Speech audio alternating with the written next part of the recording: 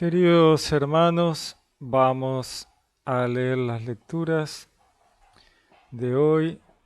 Veamos, tenemos a Samuel 5, segundo libro de Samuel, capítulo 5, pero me gustaría leer el capítulo anterior para tener un poquito el contexto y por otro lado ver un poco más de David, su fe, sus creencias, su ética, este, esto que lo hace a David distinto, ¿no? Como él tiene un nivel de una moral alta con respecto a las cosas de Dios. David está en un contexto histórico, ¿no? Un contexto histórico complejo, difícil, todavía muy atrasado, ¿no? Muy salvaje, muy salvaje. Y él es parte de eso, ¿no? No podemos sacar a David fuera de su contexto histórico. Él está en eso, está metido ahí.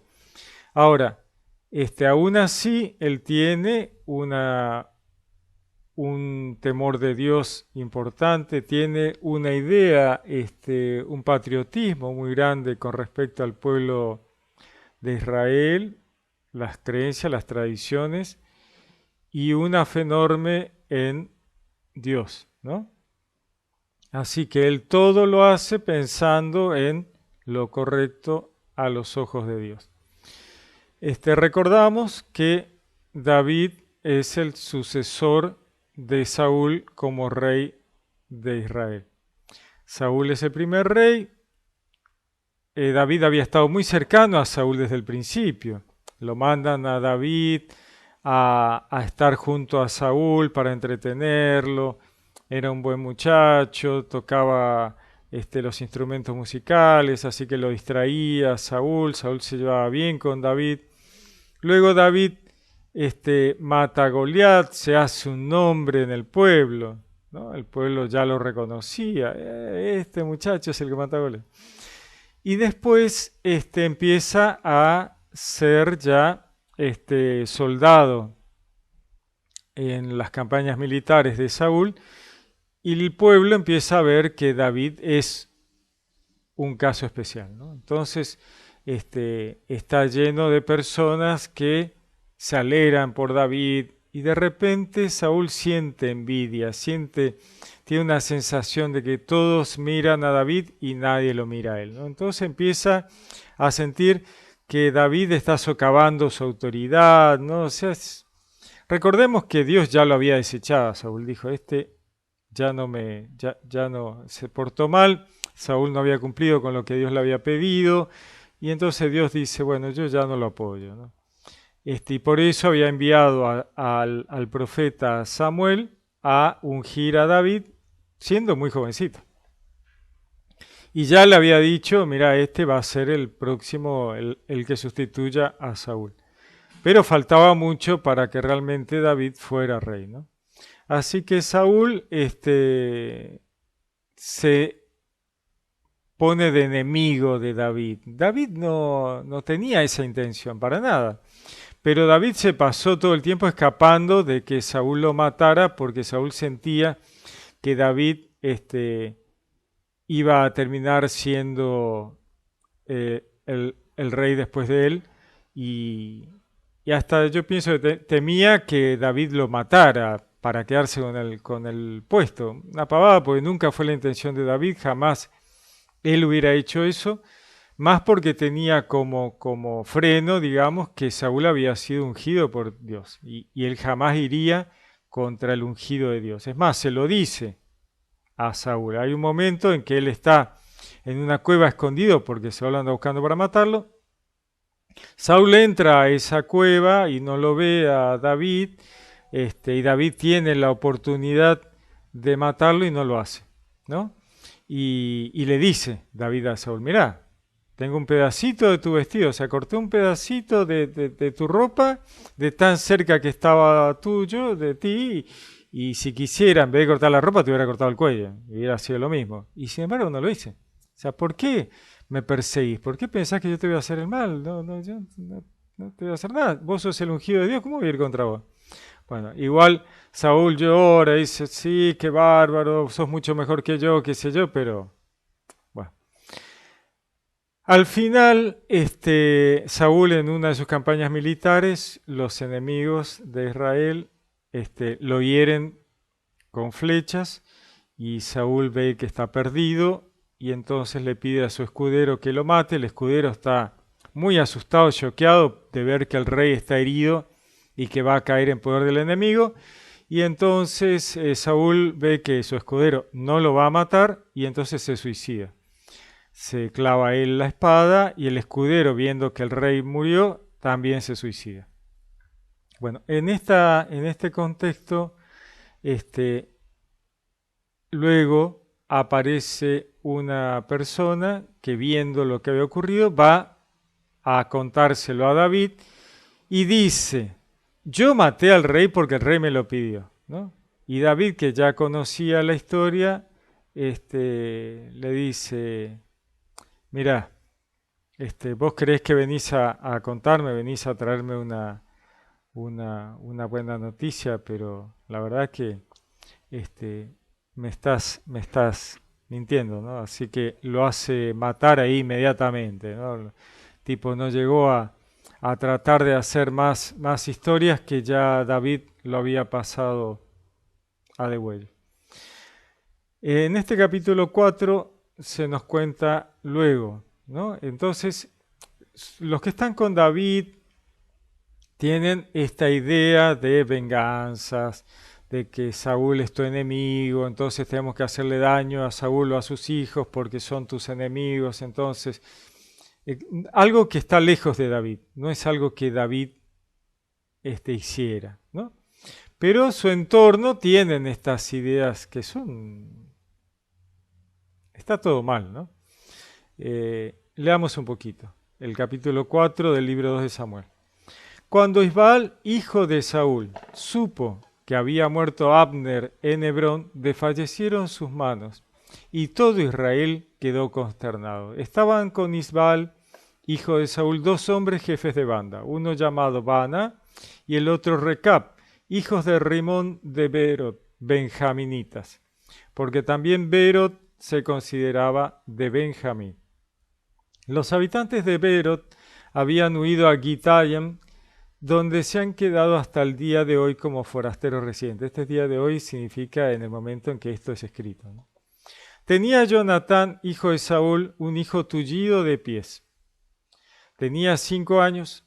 Jonatán es hijo de Saúl, del rey, ¿no? Entonces dice el texto, tenía Jonatán, hijo de Saúl, un hijo tullido de pie. Tenía 5 años cuando llegó de Jezreel la noticia de lo de Saúl y Jonatán. Su nodriza le tomó y huyó, pero con la prisa de la fuga cayó y se quedó cojo. Se llamaba Meribal. Jonatán, entonces, el hijo de Saúl, tenía un hijo chico que había quedado lastimado de los pies y no podía caminar bien, ¿no? Había quedado tullido. En el susto de que habían matado al rey, la nodriza agarró al chico, salió corriendo, tropezaron, se lastimó y se quebró los pies y a partir de ahí este chico quedó mal. Continúa. Se pusieron en camino Recab y Baana, hijos de Rimón de Beerot, y llegaron a casa de Isbaal con el calor del día cuando dormía la siesta. Entraron en la casa, la portera se había dormido mientras limpiaba el trigo, Recab y su hermano Baana se deslizaron cautelosamente y entraron en la casa. Estaba Isbaal acostado en su lecho en su dormitorio. Le hirieron y le mataron. Luego le cortaron la cabeza y tomándola caminaron toda la noche por la ruta de la Araba. Llevaron a la cabeza de Isbaal a David en Hebrón y dijeron al rey, aquí tienes la cabeza de Isbaal, hijo de Saúl, tu enemigo, el que buscó tu muerte. Hoy ha concedido Yahvé, mi señor, el rey, a mi señor el rey, venganza sobre Saúl y sobre su descendencia. Estos seguidores de David creen que le están haciendo un favor a David matando al chico tullido de Jonatán. Jonatán era muy amigo de David, era muy querido por David. O sea, no entendieron nada, no. Llevan la cabeza a este chico, a este muchacho, hasta David, ¿no? No entienden quién es David, no entienden, ¿no? Y encima dicen, Dios nos dio la posibilidad de hacer esta venganza. No, continúa. Respondió David a Recab y a su hermano Baná, hijos de Rimón de Beeroth, y les dijo, vive Yahvé que ha librado mi alma de toda angustia. Al que me anunció que Saúl había muerto, creyendo que me daba buena noticia, le agarré y ordené matarle en Siquelac, dándole este pago por su buena noticia, ¿no? David le está diciendo, ¿ustedes creen que me están librando de alguna angustia? Ustedes no tienen idea. ¿No recuerdan que aquel que vino a traerme la noticia de que había dicho que había matado a Saúl, ahí nomás lo maté? Continúa. ¿Cuánto más ahora que hombres malvados han dado muerte a un hombre justo en su casa y en su lecho? No os voy a pedir cuenta de sus sangres, terminándoos de la tierra. Y David dio una orden a sus muchachos que los mataran, les cortaran las manos y los pies y los colgaron junto a la alberca de Hebrón, tomaron la cabeza de Isbaal y los sepultaron en el sepulcro de Abner en Hebrón. Bueno, David, como vemos, tiene una ética, ¿no? Pero leamos el resto, ¿no? O sea, veamos lo que está haciendo. El nivel de salvajismo es tremendo, ¿no? Le cortó las manos, los pies, lo puso para que el pueblo lo viera y dijera, che, miren, no hagan más ese tipo de cosas porque les va a pasar lo mismo. O sea, ¿no? Es una cosa así, un nivel de salvajismo, no podemos llamarlo de otra manera, ¿no? Y les está diciendo, ustedes son malvados, matan a una persona justa en su cama, no le dieron oportunidad. ¿Qué es esto? ¿Cómo van a hacer una cosa así? ¿Cómo van a hacer una cosa así? Bueno, los liquidó, o sea, otra vez, ¿no? Y entierra la cabeza de Isbaal, ¿no? Como para darnos una idea de los valores de David, o sea, que él dice, lo que hicieron está mal. Bueno, el resultado de lo que él hace para mostrar lo mal que había estaba, lo que ellos habían hecho, bueno, otra vez, ¿no? Los mató, los cortó en pedazos. O sea, ese es David, ¿no? Ese es David. Sigue 2 de Samuel capítulo 5. Vinieron todas las tribus de Israel donde David a Hebrón y le dijeron, mira, hueso tuyo y carne tuya somos nosotros. Esto que le están diciendo ellos a David, recordemos el Edén, ¿no? Cuando Adán dice,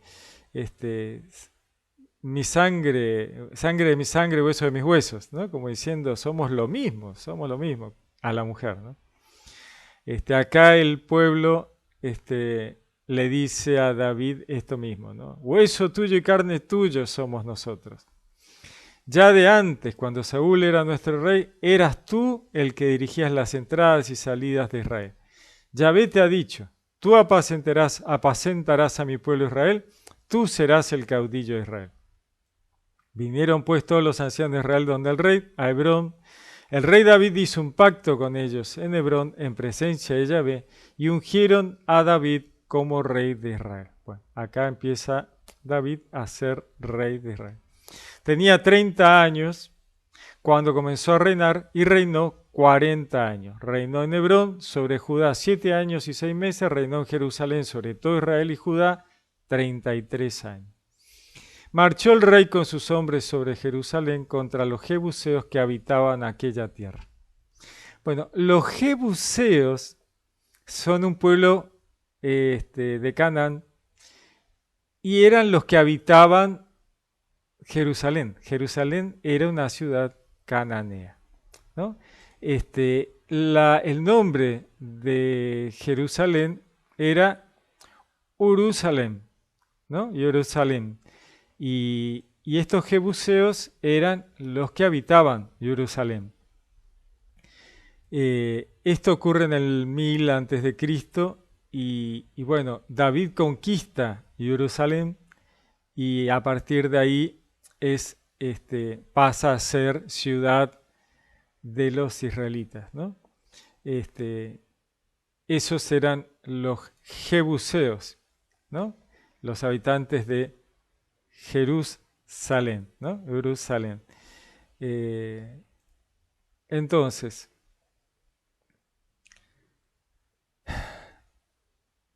marchó el rey con sus hombres, decía el texto, sobre Jerusalén contra los jebuseos que habitaban aquella tierra. Dijeron estos a David: no entrarás aquí, porque hasta los ciegos y cojos bastan para rechazarte. Querían decir, no entrará David aquí. O sea, este es el tipo de gente, los jebuseos, los que habitaban Jerusalén en aquella época, ¿no? Dice, mirá, ¿qué venís acá? Nuestra gente, los más débiles, los más vulnerables, hasta ellos te van a rechazar. O sea, ni nos vamos a preocupar en ofrecerte resistencias, no vas a poder entrar. Ese es el tipo de gente que habita Jerusalén en ese momento, ¿no? Continúa el texto. Pero David conquistó la fortaleza de Sión, que es la ciudad de David. Y dijo David aquel día: todo el que quiera atacar a los jebuseos, que suba por el canal. En cuanto a los ciegos y a los cojos, David los aborrece. Por eso se dice: ni cojo ni ciego entrará en la casa. David se instaló en la fortaleza y la llamó Ciudad de David. Edificó una muralla en derredor, desde el Millo hacia el interior. David iba medrando y Yahvé, el dios Sebaot, estaba con él. Bueno, volvemos al momento histórico, este momento de enorme salvajismo y militarismo y la forma en que el pueblo ve a Dios en ese momento histórico. ¿Y cómo lo ve? Como el Dios de los ejércitos, ¿no? Yahvé Sebaot. O sea, todo tiene una coherencia, ¿no? O sea, ellos no podían comprender el Dios misericordioso, el Dios del amor, el Dios del perdón, porque eran unos salvajes. Así que ven a Dios de esa misma manera. ¿Y cómo lo llaman? El Dios de los ejércitos, ¿no? O sea, el Dios que viene y cobra venganza y mata a todo el mundo, ¿no? Ese es el Dios de David. ¿Por qué? Eso es lo que él hace, eso es lo que cree que es correcto en ese momento, eso es su contexto, ese es su entorno, esa es la situación del pueblo, los pueblos alrededores, ¿no? Continúa. Hiram, rey de Tiro, envió a David mensajeros con maderas de cedro, carpinteros y canteros que construyeron la casa de David. Y David conoció que Yahvé le había confirmado como rey de Israel y que había exaltado su reino a causa de su pueblo Israel. David siempre pensando, ¿será que Dios me está validando? ¿Será que esto lo estoy haciendo por cuenta mía? No vaya a ser que después se enoje conmigo y tenga yo un problema con Dios, ¿no? Entonces él evalúa estas cosas, ¿no? ¿Está bien? ¿Lo hago correctamente? Continúa el texto. Tomó David más concubinas y mujeres de Jerusalén, después de venir de Hebrón, y le nacieron a David hijos e hijas. O sea, David, este tema de tener mujeres y mujeres y mujeres, ¿no? Y tenía mujeres, chicos con todas las mujeres, o sea, esa era la forma, ¿no? Continúa. Estos son los nombres de los que les nacieron en Jerusalén: Samua, Sobab, Natán, Salomón. Y acá está Salomón, ¿no? Hijo de David. Jibjar, Elisúa, Nefec, Jafía, Elisamá, Baal-Yadá, Elifelet. Cuando los filisteos oyeron que David había sido ungido rey de Israel, subieron todos en busca de David. Lo supo David y bajó al refugio. Llegaron los filisteos y se desplegaron por el valle de Refaim. Entonces David consultó a Yahvé diciendo: ¿debo subir contra los filisteos? ¿Lo entregarás en mis manos? Respondió Yahvé a David: sube, porque ciertamente entregaré a los filisteos en tus manos. Llegó David a Baal Perasim, allí lo derrotó David y dijo: Yahvé me ha abierto brecha entre mis enemigos como brecha de aguas. Por eso se llamó aquel lugar Baal Perasim. Ellos abandonaron allí sus ídolos y David y sus hombres se los llevaron. Volvieron a subir los filisteos y se desplegaron por el valle de Refaim. David consultó a Yahvé, que le dijo: no subas contra ellos, da un rodeo detrás de ellos y atácalos frente a las balsameras. Cuando oigas ruido de pasos en la cima de las balsameras, ataca con decisión, pues Yahvé sale delante de ti para derrotar al ejército de los filisteos. Hizo David lo que Yahvé le ordenaba y batió a los filisteos desde Gabaón hasta la entrada de Geser. Palabra de Dios. Bueno, vemos como Dios va delante de David, ¿no? Apoyándolo, erradicando a los ¿no? Los que hacían idolatría, ¿no? Todos estos ídolos que nombran aquí. Bien, como vemos, David sigue haciendo el trabajo de erradicar los idólatras, los paganos que tenían todos estos dioses tan feos, que hacían tantas macanas, ¿no? Sacrificios humanos, esclavizaban a los de los alrededores, era bastante embromado el asunto, ¿no? Los cananeos, ¿no? Veíamos que Jerusalén había sido una ciudad cananea que David conquista. Los jebuseos, ¿no? Bueno, fundamental la erradicación de esos dioses tan horribles, tan espantosos, y por eso la conquista de la tierra prometida, ¿no? Por eso Dios les promete esa tierra para que conquisten esa tierra y erradiquen a esos pueblos. Ese era el asunto y ahí está David haciendo ese trabajo, ¿no? Y siempre preguntando si Dios está de acuerdo, si Dios quiere que lo haga, si Él va a estar apoyándolo, si no, se detiene, ¿no? Ahora, cuando David va, mejor correrse, ¿no? Porque la verdad que es tremendo, ¿no? Tremendo. Muy bien, sigamos con el Evangelio, el Evangelio de Marcos, capítulo 3. Ya lo hemos estado leyendo, ¿no? Jesús ha estado en una actividad frenética, ¿no? Que para cualquier persona normal hubiera sido más que extenuante y no hubiera podido soportarlo, ¿no? Sin embargo, bueno, Jesús es Dios, o sea, puede hacer eso y muchísimo más, ¿no? Así que él curaba a los enfermos, enseñaba, adoctrinaba, ¿no? Le ponía los puntos a aquellos que trataban de hacerle quedar mal, hacerle pisar el palito, ¿no? Ponerle tropiezo.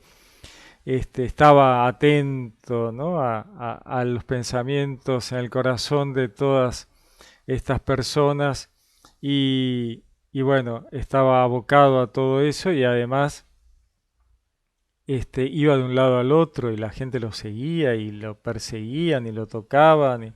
O sea, una cosa tremenda, sacando a los demonios de la gente, diciendo a los demonios que no dijeran quién era él, este, mucho, ¿no? Al punto que la familia se asusta, ¿no? Y la gente que está alrededor dice, en cualquier momento se va a cansar, se va a agotar, dicen, está fuera de sí, ¿no? O sea, era tanto lo que hacía todo el tiempo, tanto, y no paraba, que uno que estaba al lado de él se preocuparía, ¿no? Che, de repente no va a poder más, ¿no? Los maestros de la ley, los saduceos que estaban contra él decían, este, por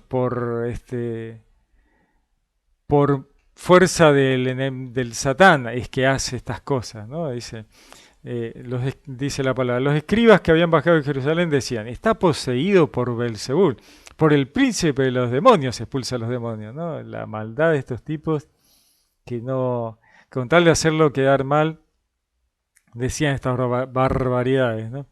Entonces, dice el texto, él llamándolo junto a sí les decía en parábolas, ¿cómo puede Satanás expulsar a Satanás?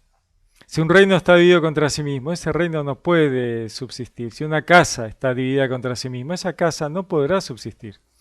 Y si Satanás se ha alzado contra sí mismo y está dividido, no puede subsistir, pues ha llegado a su fin. Pero nadie puede entrar en la casa del fuerte y saquear su ajuar si no ata primero al fuerte. Entonces podrá saquear su casa. Jesús les está diciendo, a ver un poquito, chicos, ¿cómo van a decir que yo estoy del lado del enemigo si lo que estoy haciendo es sacando a sus legiones y liberando a la gente del poder de estos demonios? Entonces, ¿qué significa? Que estoy en contra O sea, trabajo para él, pero estoy en contra de él, no tiene sentido, ¿no? Este reino dividido no va a subsistir. Piensen un poquito antes de decir estas pavadas, ¿no? Eso les está diciendo. Pero por otro lado dice algo muy interesante, ¿no? Porque él dice, nadie puede entrar en la casa del fuerte, o sea, nadie puede hacer, dice Jesús, lo que yo estoy haciendo, si no ata primero al fuerte, o sea, le he puesto al enemigo en su lugar para poder hacer esto que estoy haciendo. Entonces yo tengo poder sobre el enemigo, ¿no? O sea, vamos a hablar las cosas como son. Todas las cosas son así. Yo, dice Jesús, tengo el poder sobre el enemigo y lo he puesto un límite, lo he atado, dice él, para poder hacer lo que estoy haciendo, ¿no? Sacar a sus legiones. Obviamente, Jesús es Dios, ¿cómo no va a tener poder sobre el enemigo, ¿no? Pero bueno, se los está diciendo, dice, continúa el texto, yo os aseguro que se perdonará todo a los hijos de los hombres, los pecados y las blasfemias, por muchos que éstas sean, ¿no? Le está diciendo, miren, todas estas tonterías que están diciendo van a ser perdonadas, ¿no? A los hijos de los hombres, ¿no? A estos judíos que están hablando pavadas. Todos estos pecados y blasfemias, Dios le va a perdonar todas estas cosas, siempre que lo hagan sin saber lo que están haciendo, ¿no? El que hace las cosas sin saber, Dios le va a perdonar. Continúa el texto, pero el que blasfeme contra el Espíritu Santo no tendrá perdón nunca. Antes bien será reo de pecado eterno. Jesús les está diciendo, mire, el que hace por tonto, el que hace sin saber, Dios lo va a perdonar. Ahora, el que hace sabiendo lo que está haciendo, el que hace con intención de frenar la obra de Dios, el que va contra el proyecto de Dios a sabiendas, ese está perdido, ¿no? No se le va a perdonar. Así que ojo, ojo, porque ustedes se suponen que son maestros de la ley, ustedes se suponen que han estudiado la palabra, ustedes se suponen que saben lo que están haciendo, así que guarda, guarda. Si se oponen al proyecto de Dios, no vengan después, ¿no? Los fariseos tenían esta percepción, ¿no? Ellos en algún momento dijeron, si esto es de Dios, nosotros nos corremos porque no nos vamos a oponer a Dios. Los saduceos dijeron, a nosotros no nos importa nada. Nosotros seguimos para adelante y vamos contra los cristianos y listo. Y nada, nada. Los fariseos dijeron, no, mirá, nosotros no, porque mirá si esto es de Dios. No vamos a ir contra Dios, ¿no? La diferencia, ¿no? Dice la palabra, es que decían, está poseído por un espíritu inmundo. Cosa. Entonces, dice el texto, llegan su madre y sus hermanos y quedándose afuera le envían a llamar. La madre y sus hermanos, recordemos que en la Biblia hermanos significa parientes cercanos, primos, sobrinos, qué sé yo. Cualquier pariente cercano, Jesús no tenía hermanos. Está recontraprobado que no tenía hermanos y que no se menciona ningún hermano verdadero de Jesús. Los hermanos de Jesús son todos parientes y que uno leyendo todos los evangelios se da cuenta que algunos de los que fueron llamados hermanos de Jesús eran hijos de otras madres, nada que ver, o sea, no eran hijos de María. Pero en la Biblia se habla muchas veces de este es hermano de aquel, cuando en realidad son parientes cercanos, primos. Lot en algún momento es llamado hermano de Abraham, bueno, no era hermano de Abraham, ¿no? Y así, porque en el idioma no había estas palabras para definir toda la sutileza de los parentescos. Entonces, hermano, y listo. La iglesia cristiana se llamaban hermanos unos a otros, todos hermanos. Hoy nos llamamos hermanos los unos a otros en el cristianismo. Entonces, y no somos hermanos.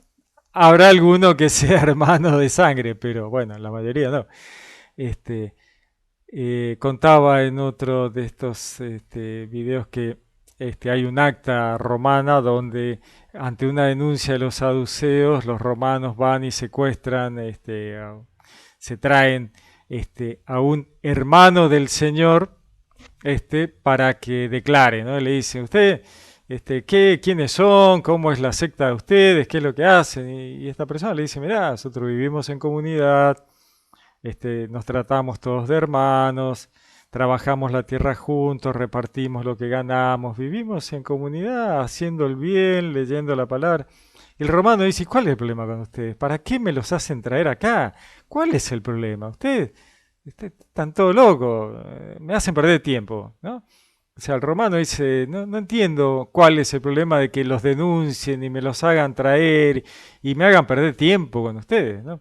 Pero bueno, está bueno esto de que dice el hermano del Señor, ¿no? Que era algún pariente de Jesús que tenía una comunidad cristiana, ¿no? Entonces, María y estos parientes de Jesús estaban preocupados por Jesús, ¿no? O sea, estaba demasiado ocupado haciendo demasiadas cosas y van a verlo, ¿no? Para ver, preocupados por él. Dice el texto, él les responde a estos que le dicen, oye, tu madre y tus hermanos estaban fuera y te buscan, ¿no? Él les responde, ¿quién es mi madre y mis hermanos? Y mirando en torno a los que estaban sentados en corro a su alrededor, dice, estos son mi madre y mis hermanos. Quien cumpla la voluntad de Dios, ese es mi hermano, mi hermana y mi madre. Palabra del Señor. ¿Quién más que María hace la voluntad de Dios, ¿no?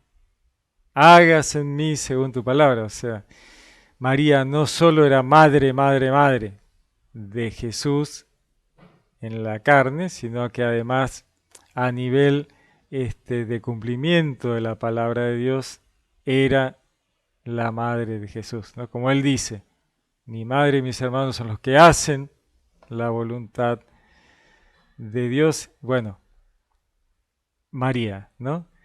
Bueno, luego estos hermanos de Jesús que están ahí preguntando por él, como vemos en el acta romana, también hacían la voluntad de Dios. Tenían la comunidad, se habían convertido, eran cristianos, o sea, seguían las enseñanzas de Jesús en la iglesia primitiva, así que también los puede llamar hermanos, ¿no? Porque hacen la voluntad de Dios. Ahí también Jesús muestra que la filiación del cristiano como hermano de Jesús, como hijo adoptivo de Dios, tiene que ver con esto, ¿no? Hacer la voluntad de Dios, convertirse y ser parte de la comunidad cristiana, ¿no? Lindo. Muy bien, les deseo una linda semana, que Dios los bendiga, los saludo con gran afecto. Les habló Pablo Castro.